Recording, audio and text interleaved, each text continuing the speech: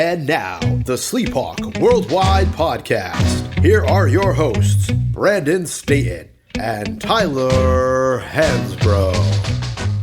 What's up, everybody? Welcome to SleepHawk Worldwide Podcast. This is Sleep Dog with the Big Hulk. What's up, everybody? I'm trying to hold it in right now. I don't know why I'm laughing so hard. It is early Sunday morning. I'm excited to do this podcast. Man, there's a lot going on with sleep. And, guys, I'm addicted to soccer, period. I went to the soccer game, and let's just turn this into a soccer podcast. I've been blown away. I love soccer now. I'm all in. Let's go. Let's get this pod out, Sleep. God, if anybody was in that game, it was electric. I mean, it was, if electric, by electric, I mean, like, it was like an electric blanket. Like, everybody was just, bro, that shit sucks so bad, first of all. All right, second of all, Women's World Cup, totally different story. We'll talk about that a little bit. We'll talk about the game in Chapel Hill, which was very confusing for me on a number of levels. Recap our combo with Wayne Ellington. Had him on last week and had some really great stories come out of that. Really appreciate him coming on. It is 34 days. There are, I should say, 34 days until college football starts. Might touch on that. Drake May's making some rounds on Instagram. Not him, he himself, just videos of him throwing the ball about 600 fucking yards. Lionel Messi didn't let anybody down with his opening. Speaking of soccer, I mean, damn, this is a soccer episode. Me and Big Hawk going to Jimmy's Famous Seafood golf tournament. We're gonna, preface that a little bit. Then we're going to a card show in Chicago. Nerd alert. And Barbie movie came out, so we didn't get the memo. Not wearing pink. I think Tyler's already seen it twice. It's Sleep Dog's 1 year anniversary, so we'll recap what the first year of marriage looks like for all you lone souls out there. But we'll get started with soccer because we came to Chapel Hill on Wednesday on a whim. Here our boy Pablo Pab-arotti sing the national anthem. And sure as shit, we didn't get there till after it was over. Missed the whole thing. Missed the best part of the game, which is Pablo just, I mean, absolutely belting it. You could see in the video. And that was about as much noise as I think there was for the next 24 hours in Chapel Hill. What was your first impression of international soccer there, Big Hawk? My first impression is, why haven't I watched more of this? I mean, this is the first thing. We missed the whole part of the show is because we had to pay $50 to park about 4 miles from the stadium. 50. Yeah. And so 50. 50 is a great number, but never when you got to pay it to park. And so we had to walk about 5 miles to the game. We missed. We couldn't watch Pablo, but he was hitting the high notes. If anybody didn't notice, and if you saw the video I posted on Insta, I mean, you could just see his head was towards the sky and his mouth was fully open, and you could just tell that if it was indoors, the glass would have just shattered. It was for the when flag, he was letting out those high beats, and also. We heard Pablo coming into the stadium, and we thought it was Adele at first, but then we realized no, it's Pablo hitting the high notes. That's right. So the best part of the whole soccer show we missed, but the game was just. I mean, first of all, Sleep. We had great seats. It was nice and humid out, and then they put a touch of heat on top of us, so we're sweating like we're all in a phone booth. And then they had these cooling periods.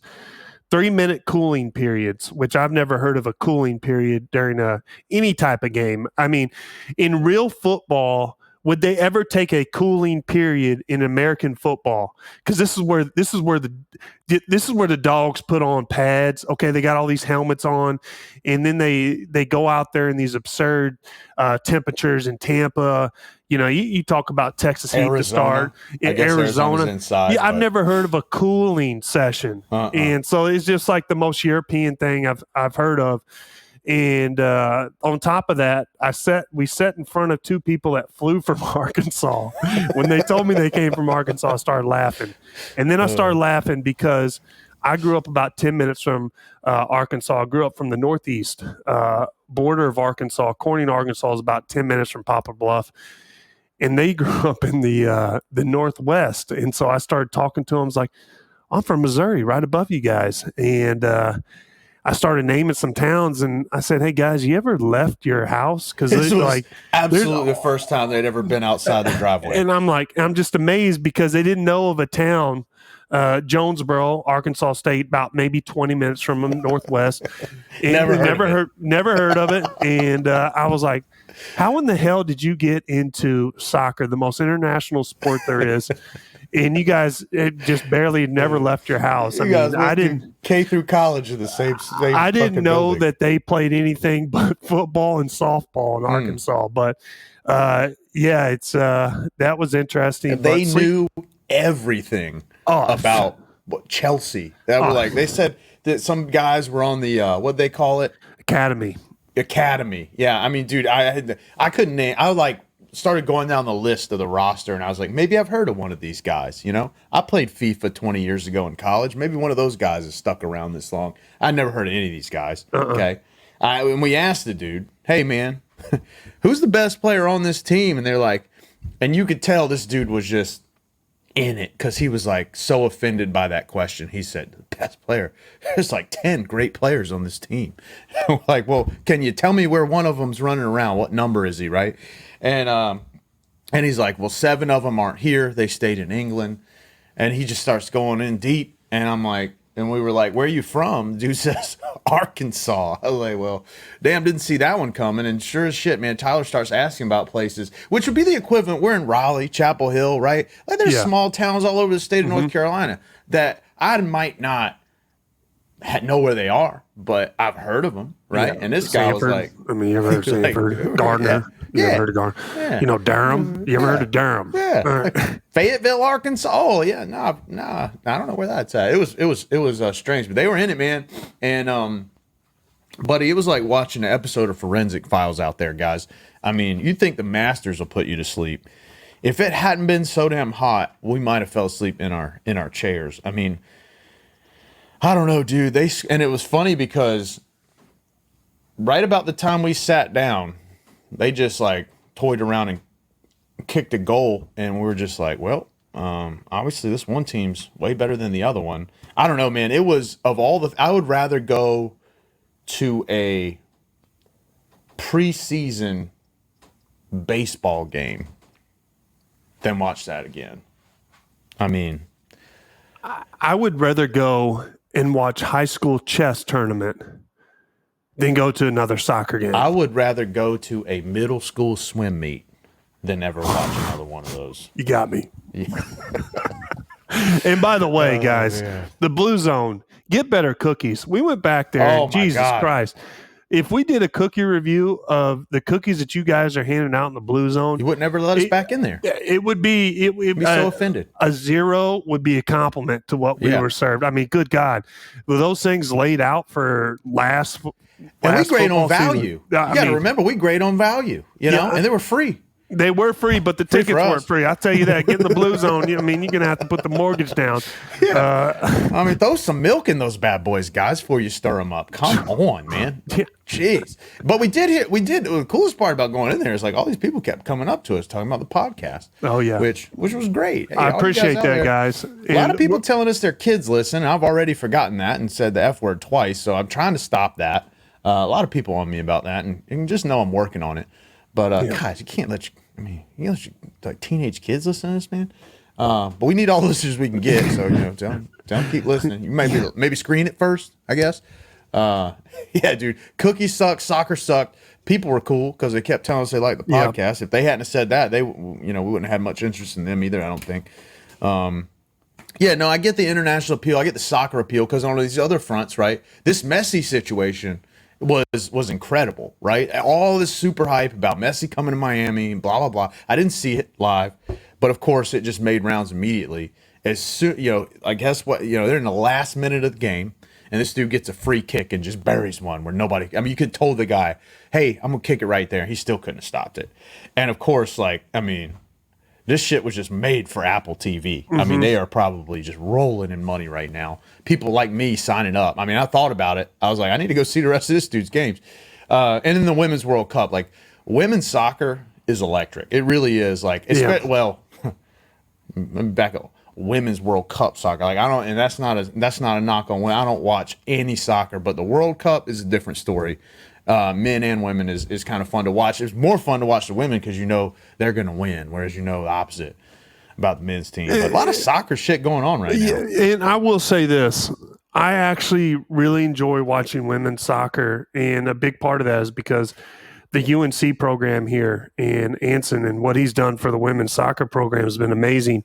And I always feel like we've got, some Carolina players always competing in the World Cup, whether it's for the U.S. or for New Zealand, Australia. So it's always really cool to follow that. But I actually do enjoy kind of the drama around a little bit of the women's soccer. I think it's great. And I've always have and really enjoyed, all jokes aside, I really do enjoy watching the women's soccer team at UNC play. They are, I mean, I guess it's a little more competitive because it's not preseason, and I feel like they're actually going hard, and it's also really fun to watch. So not to knock soccer too much, the UNC women's program here is, if you haven't seen that, you definitely need to go out there and check that out because it is exciting. It was kind of funny in that game too, because like all these, soccer fans are an interesting breed, right? American soccer fans, right? That like European soccer because they're like Notre Dame fans. They want to let you know some obscure shit about soccer, and they tell you that it's called football, and they tell you this is a match, and they tell you that's the pitch, and it's like, bro, it's boring. I don't care what you want to call it. And you got these people in here, and they're wearing their Chelsea jerseys or whatever, or their Wrexville or whatever the other team's called, and they're all, and I heard about 700 Ted Lasso references, and I'm like, guys, come on now, like, you trying to convince me you're a soccer fan by doing a Roy Kent impression? Like, get out of here. So they all want to like tell you how much soccer they know about, and I see right through it, and there were no chance. I thought we were going to have to stand up and clap our hands and have those little accordion things that say, go soccer and all this stuff. We were going to have to sing some lullaby or whatever, Kumbaya with the rest of nothing. None of that, dude. Nobody even stood up. No. Like I felt guilty just standing up to stretch my legs. And so by default, if you're not a soccer fan and you want to just, kind of get into the, just in the conversation, you just tell people you're a Manchester United fan. And I just feel like that is default. If you don't watch soccer, just say, oh, I'm a Manchester United fan. And then people really know, okay, well, this guy, he knows one soccer team. And the other thing is, don't dare try to have a conversation with somebody in the U.S. that is a hardcore football soccer fan. And the reason I say that is because they will test your intelligence. I feel like anybody that watches soccer in the U.S. and you tell them you watch soccer, it's automatic contest to see who can name the most international soccer players, who can name the best team. And then they start going down the weird list of like, so-and-so's got an injury right now. I don't know. And I'm like, all right, guys, you got me. You know more about soccer than I do. It's always that. And it's just a never-ending conversation, but it is interesting, Sleep. It's like there's so many different leagues, and it's like I just never got over the fact that like even that Messi thing, which was very exciting. Like it's cool. Like I watched the highlights. But it would have taken 2 hours to get to that point of watching people run around. Messi ain't even in the game. And that was the other weird part about soccer, is they're like, oh yeah, these good players aren't in. They're going to put them in the second half. Well, like in America, like you come get your money's worth and then you go home. Like, so put these guys in 20 minutes so I can see what real soccer looks like. Then let me out of here. Beat the traffic. Maybe there's something to that. Maybe they want everybody to stick around for a while. But yeah, anyway, I mean, look, I won't be watching many more of those anytime soon. Maybe if I go somewhere internationally and there's some guys I've heard of before, I'll do it. But anyway, I don't understand you guys. And it like comes on first thing in the morning too. Like people literally wake up and they're like, "Hey, you want to go?" There's a bar down here in Raleigh.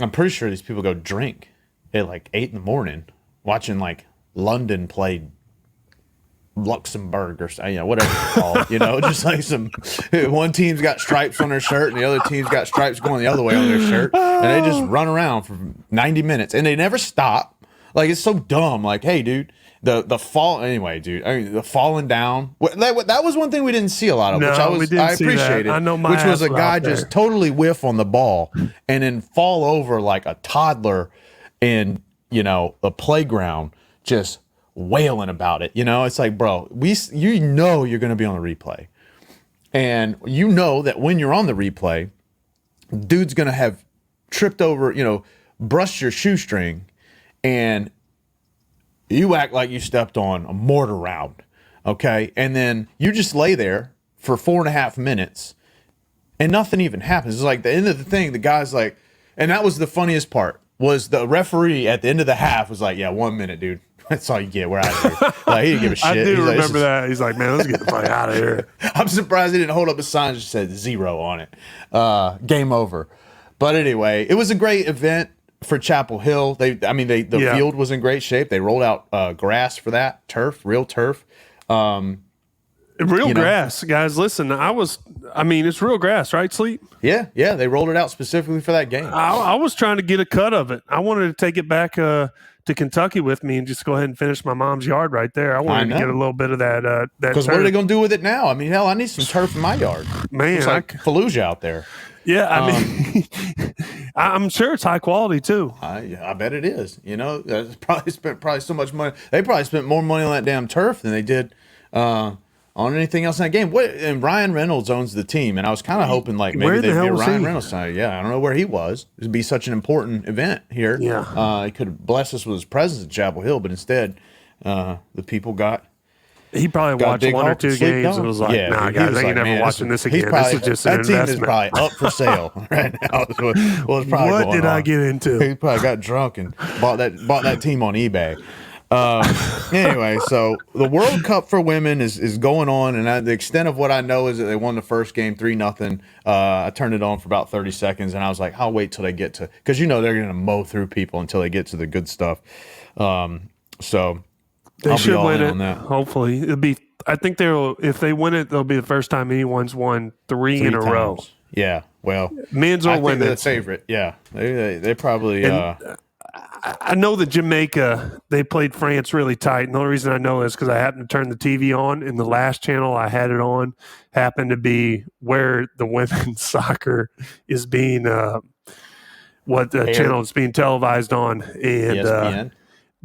I don't know, CBS. I don't know, something CBS, ABC, one of the big dogs, not SleepHawk.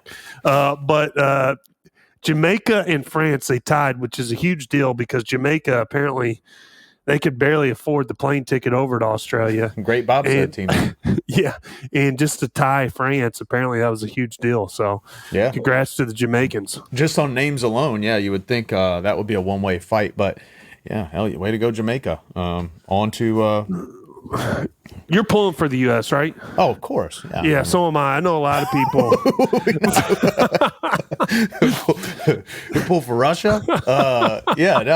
Hopefully Russia's banned from the shit. I think they might be, because I know in tennis, a lot of the players, they won't put their country up if they are. Yeah. Well, I tell you, it was crazy. Well, speaking of tennis, man, we didn't even talk about this last week, but that Wimbledon final was good. So you get in the doldrums of like summer, right? And you've got nothing to talk about. You got nothing to watch. You're like literally watching weird.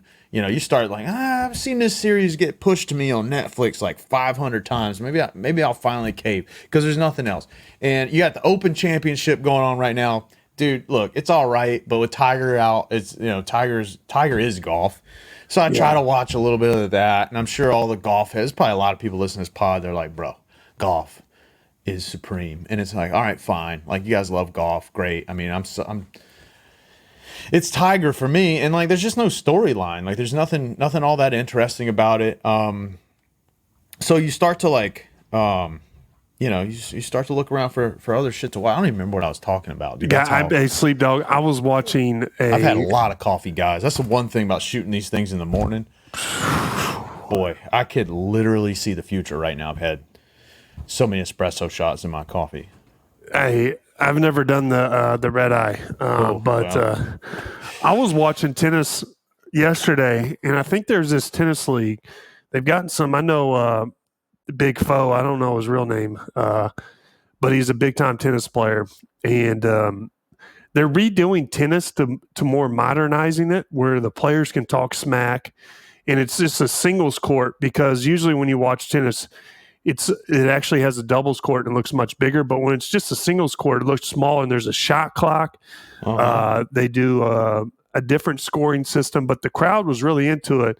So I'm just want to say this because I think it's going to probably blow up. I'm not really sure. Maybe it's ultimate tennis. I don't know, something like that. But it was pretty fun to watch. I know some of the top players are in it. Well, I mean, it was the Wimbledon final was great. I mean, and when you get, and I guess tennis is kind of the same way, but the difference between, in my opinion, tennis and golf is that there are, even though it's weird, because like there are usually, like for as long as I can remember, at least two people in tennis that are like superstars. So, you know, you had Federer and Nadal. You had like, I don't know, you go back and there was Pete Sampras and Agassi, or you know, whatever they've had, and you've had Djokovic, and you know, now this other kid, and so there's just like anybody. It's weird though, because you look at these guys and they've won like 40 in a row, you know, major championships or whatever, but yet somehow it's always in contention. And the women, just as fun to watch. I mean, they're so good too. And so there was an unknown that won the women's Wimbledon. Right. I think it was really interesting listening to her talk after she won Wimbledon, because I think she'd been through a few injuries, few surgeries, but also before the tournament started, she had talked about, I just came to Wimbledon because apparently her record on grass has just been horrible. If anybody doesn't watch a lot of Wimbledon or much tennis, Wimbledon is the tournament on grass. And she was talking about how she had a lot of challenges on grass, but her whole mentality was, I just want to go to Wimbledon and win a couple matches and I'll be satisfied and come on home. But eventually, I mean, she made it to the semis, and when she made it to her finals, she was like, I've got to fly my family in. So her whole family came. It was a really good story. I think she was she was a top 40 player, but I thought she was unranked. Yeah, maybe she was unseeded. I don't know the difference. She was unseeded, but also like, I don't know how many, what the rankings are considered, but I mean, it wasn't like she just put her name in, just like she'd been around for a little bit. But the other side of it, the men's side, you have Alcaraz, who is a young upcoming star. And then you have Novak Djokovic, who a lot of people do not like his antics. And he's been a little bit chaotic, and he's done a lot of things that rubbed a lot of people wrong. I'm a huge Novak Djokovic fan. I love the way he plays. I also really respect how hard he trains. People don't notice this, but ever since I've been playing pickleball, I've noticed I've started watching more tennis because I respect the athleticism and the way these guys move and the skill it takes to play tennis, which is a very underrated skill and very difficult. And the way he moves and the way he hits things and how he keeps his composure, like it's just amazing to me. Now I know that Djokovic took his racket and hit the post and shattered it, but that is that's an anomaly and doesn't really happen much with him. But just to watch the new and young upcoming Alcaraz versus Djokovic was super exciting. It was a great match, and I think tennis could be on the rise, but American tennis it hasn't been that great, and it is a sport we're kind of lacking. And it would be good to see more Americans, because I think these top guys like Nadal's at the end of his career. Now, a lot of people don't know this, but Nadal has openly said he's going to get into pickleball once he's fully done with tennis. And a big part of my motivation for pickleball and why I've been working so hard lately and putting a lot of time in trying to get in shape is because I want to get good enough to play against Nadal, which I think would be, that would be really fun to me. Then Federer retiring, and Djokovic is kind of the last man standing. I think he's won Wimbledon 4 times up to and the Alcaraz kid, this is his first title. So it's really interesting to see where this sport's going to go, especially since Djokovic is kind of on his way out, and Alcaraz just won his first major title And then you get to see, like, is he just going to dominate the sport and be better than all three of these guys? Or is there going to be somebody that comes outside and starts, competing and giving him a little bit of run at some of these titles? It's going to be interesting, Sleep. Guys, Tyler's just hammering coffee back, too, because he just went uninterrupted 10 minutes talking tennis. And I think it's breaking news for a lot of people, dude, how into pickleball you really are. So you forget that we know, but, like, you're legit on a course to try and become a professional pickleball player. Explain to us, like, what you're. All right, I don't even know some of this, so I'm genuinely curious. Like, look, it's one thing to get into something, and then realize, all right, like, I'm pretty good at it, or I really like it, or whatever. I mean, I liken pickleball at this stage, and don't take this the wrong way, but pickleball has kind of come up on the scene in the same way that, like, what the fuck, a cornhole did a couple years ago. Like, all of a sudden, people are playing that at the bar, and next thing you know, they're sponsored by Johnsonville Bratwurst, just dudes out there just slinging beanbags, right, for a living. And pickleball, I'm not going to take anything away from the athleticism, because it's clear. But, like, what drew you to this? Like, explain to me, hell with everybody else, like, your workload here. Like, are you training to play pickleball? Like, are you practicing, or you just go out there and play all the time? No, not. I'm not training, but I'll tell you where my motivation came from is because I got into pickleball naturally because I've always loved ping pong, table tennis, and it's something that me and my brothers grew up playing. And I remember when I lived in Indianapolis, my brother became part of a table tennis club, and so we started going out there and competing. We just started getting worked by, anybody who had taken ping pong pretty seriously and was competitive. And so I would consider myself one of the best garage ping pong players in the country. And there's not many people that just walk up to a ping pong table that can beat me. And so I say that, and I joke around sometimes, and I'll get out there and I'll go half course. But if I really felt tested on the ping pong table, I would flip the switch just like you, Sleep. And so I got it. I don't flip it all. I don't flip it often, but when I flip it, man, it's on. Yeah, and so I'm curious about Jimmy's golf outing to see how you if you flip it there. I will need to call the power company, remind them that I'm moving in. You need to turn the power back on. No. So I started watching some clips, and I saw this pickleball. And my dad is very into tennis. And so if anybody knows, the transition to tennis is very difficult. Tennis is arguably one of the toughest sports to play. And to get really good at it, you can see, I mean, guys, we're not returning. There was Sabalenka. She was hitting 119-mile-an-hour serves. We're just not capable. We don't have the skill it takes to return one of those. And so to get really good at tennis was difficult. And so I kind of struggled playing tennis with my dad. And so then I see these pickleball. And so I go get a paddle, and I call my older brother. I was like, hey, man, let's go play pickleball. I see everyone playing. I got a couple paddles. I'll get a ball. Let's go out there. And so we started playing singles, and I just fell in love with the sport. It was like a natural transition. It wasn't tennis, but it was like if you combine ping pong and tennis, if you took those two sports and you wanted something in the middle, I would say that's what pickleball is. And so I introduced it to my brother and his wife, my sister-in-law. And so we've just been playing all the time. And I go to the courts here in Chapel Hill. And by the way, they're always like, if you want to just pick up a paddle and go play, you can go out there and play. There's always somebody, every skill level out there. And so it's one of the few sports where you can go play with any range of, age group. You can play with somebody who's in their 70s, somebody's in their 20s and 30s, and it's one of the fastest growing sports in the country. And so the reason I entered the pro division, a lot of people don't know this, in singles in Kansas City is because I was trying to get my sister-in-law and my brother, I was trying to get them to play singles, and they were a little hesitant about entering like their division.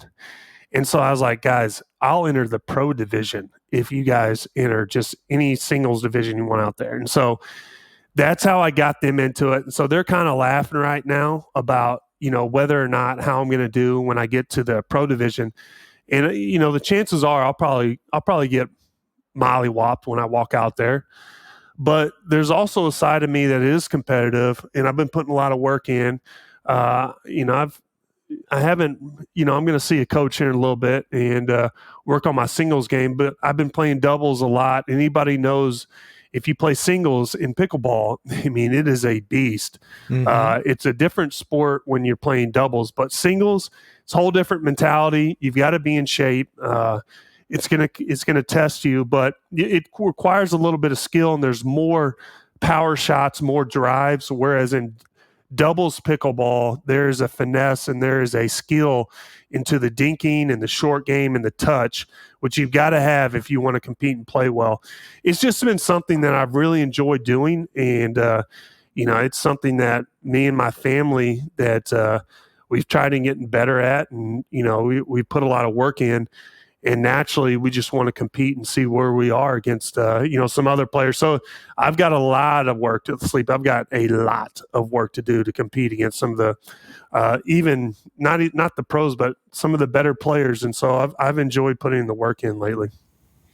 Well, I tell you guys, if you want to follow some pickleball, one of the best ways to do it is go find a couple of these pickleball accounts on Instagram that show like funny pickleball stories. Because, man, I don't know, because I guess because I speak it, and Instagram listens, like I get all these random pickleball things in my feed, and usually they're really funny. They're like some dude just like taking complete advantage of an old lady, or some dude. The other day there was one fight. I always send him Big Hulk, because I'm like, hey man, like I can't relate to this, but I feel like I can imagine you can. So yeah, man, I've even told myself, like, it's something my speed. So my problem is my in-laws play tennis, and I would love to play tennis, but I have a bad shoulder. So when I go to like overhand serve and stuff, the racket is like too heavy for my shoulder to really be able to handle it.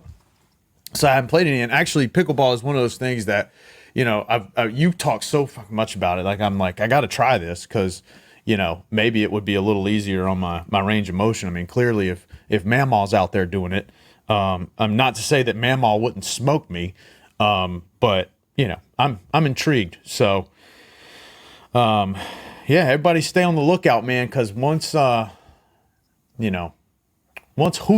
takes over the pickleball league, I'm sure Tyler will be playing some matches that they'll probably air at 2 or 3 in the morning. You guys stay up and we'll have a lot of people on here that will comment about. I mean, pickleball is growing there. I mean, It is very addicting. And if anybody, I've rarely heard of somebody say, "Yeah, I went out to the pickleball courts. It wasn't really for me." When I hear people, "Hey, I'm going to go out there and play," I usually get a text, "Hey, I want to play again." Like, it is an addicting sport, and it's people talk about the bug when they start golfing. I would compare it. I would say it's more addicting than golf. Well, I suck bad enough at golf that I'll take something else to try at, or give a shot. And just like golf, just understand you'll never be as good as you want. And I've taken that stance with golf. I've applied that to a lot of areas in my life, and it's really done me like, hey, when I get overwhelmed, like, listen, you'll never be as good as you want, period. Yeah. Well, and that mindset has really helped I'm me used to that and everything. Calm myself a lot. So, oh boy. Anyway, so 34 days until college football. Ain't got a lot to say about college football other than there's 34 days till it starts, and then we can start talking about real sports instead of trying to be the best at exercising, as Kenny Powers would say. We had Wayne on last week. He shared some really cool stories. It was great for me to sort of chat with him for the first time, for you to catch up with him. Awesome stories about, if you guys haven't seen him, why he chose Carolina over Villanova and what he told Jay Wright. I thought that was really fascinating. Mm-hmm. He shared some stories from the ACC championship days when, or in the Final Four when he was most outstanding player. So, if you haven't checked out that episode, I would check it out because, I mean, just having him on was awesome. Dude said Kuminga's the real deal. Something old Sleep Dog already knew, but it was good to, get that confirmed, and just a lot of great, great conversation with him. So it was fun to, anytime we can get a Tar Heel on to talk, especially getting us through the summer. So what's the strategy, Big Hawk? We're going to the Jimmy's Famous Seafood Memorial Golf Tournament on Tuesday. Me and Big Hawk teaming up with two people we don't even know. And we're going out in a best ball, and I have not picked, my clubs are in one of those coffin things that they travel. I have not played golf in over a year. And usually that is a recipe for me to go low. Okay? Oh, yeah. Because I forgot every problem, and there are lots of problems with my golf game. But they are deep in my, memory now. They're gone, And I'm feeling it, man. We'll win a damn Chevy Trailblazer hole-in-one. Listen, Sleep, I always tell people you play your best golf after your longest layoff. And you are prime. I am prime. I haven't played in a while. We're going to be driving home from Baltimore in 2 new cars because I know they're going to have a hole-in-one. You're going to ace it. I'm going to ace it. Guys, we'll put it up. We'll stream our whole drive. But I'm excited about it. And, I didn't realize it was a best ball all the way through. Usually it's one of those shambles. So. I mean, where you just hit a ball and somebody has a good. Well, no, sorry, that's what I meant. Yeah, captain's choice or whatever. Okay. We just hit the best shot. I mean, everybody's going to cheat. That's how it works. But big tournament, man. Yeah, guys. Hey, oh man, we can't talk about the. That is one of my all-time favorite golf stories. What? That is one of my favorite golf memories is when you had me and Big Dan in that out there in scramble. Campbell, man. Oh, my goodness. We thought we were going to get in trouble for cheating so bad. I mean, we took 800 mulligans, and I don't even think we paid for the 4 that you get. And we were like, bro, we need to scale it back, guys. We got to scale it back because we're shooting way too low. Okay, this is a 4-man group. We don't give a damn. This is like some random, Tyler might as well be David Beckham out there. There's like a bunch of nobodies out there, and then Tyler, and everybody's all jacked about it. And who else was with us? It was Big Dan. It was Big Dan. And that was us 4. But who else? Who was the 4th? Anyway. No, it's us. Was it Hermie? No, it's 4. Me, you. Dan, and who? That's 3. I think what happens is maybe it was just us 3. Yeah, and we had to everyone. That's right. We got to shoot an extra. Yeah, there's always rules about who takes the 4th shot. we just took advantage. Just took 6. My favorite saying when we played golf was, "This shot doesn't count, but if it goes in, we'll just." Unless it goes counts. in. Unless it goes in, it counts. Dan legitimately on the closest to the pin sticks one, and so we still take the pin and move it. I mean, he's 3 feet from the hole, and we put it 1.5 feet from the hole, and we go up there, and we're so scared to turn in our scorecard because it's like in the low 60s. Okay, I think we came in with like a 60 or something, dude. I think we finished dead last. I mean, we got out-cheated to the max. Some team came in there and said they shot like a 47. It took Dan's closest to the pin held, so we felt a lot better about moving it closer. And he got a foursome to this golf course that's 1,000 miles from here. And it took them 9 months for him to mail him the thing. Oh, man, dude, that was hilarious because we were afraid, because everybody, I mean, I don't give a shit who you are. Okay, it's like Kanye said, we're just the first to admit it. Okay, yeah.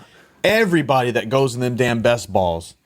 I mean, if you have 4 judges playing in a best, they're gonna cheat, dude. I mean, they're gonna be like,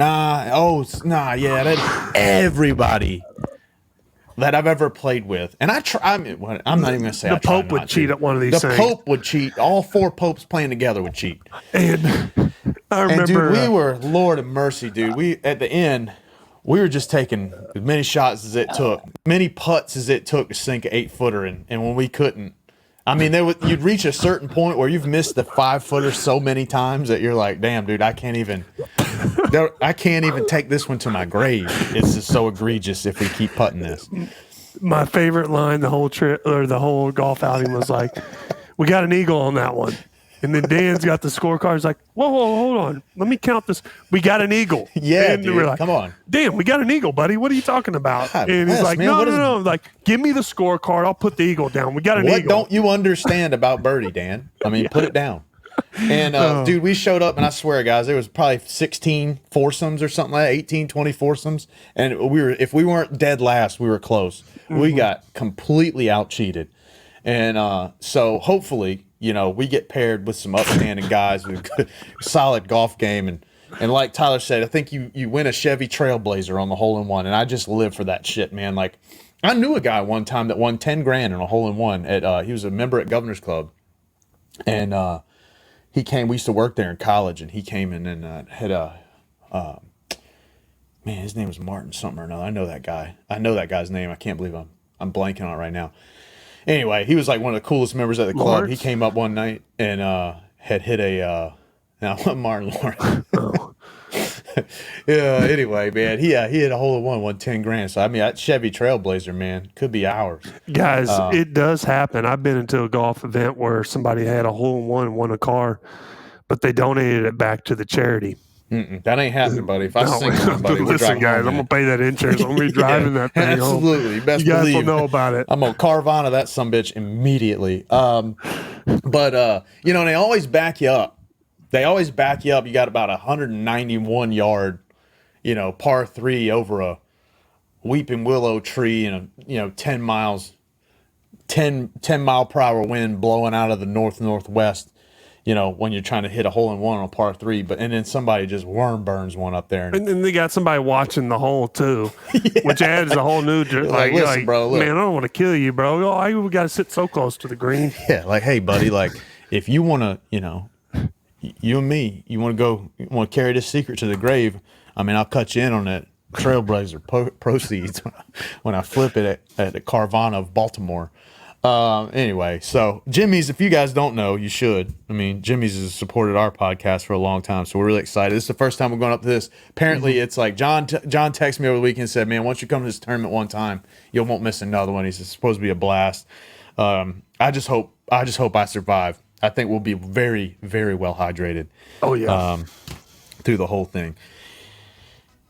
Before we get out of here, Big Hawk, man, I gotta say it. This is my 1 year wedding anniversary, and I don't know how long it'll last. Where like I get to do a podcast on my actual wedding anniversary.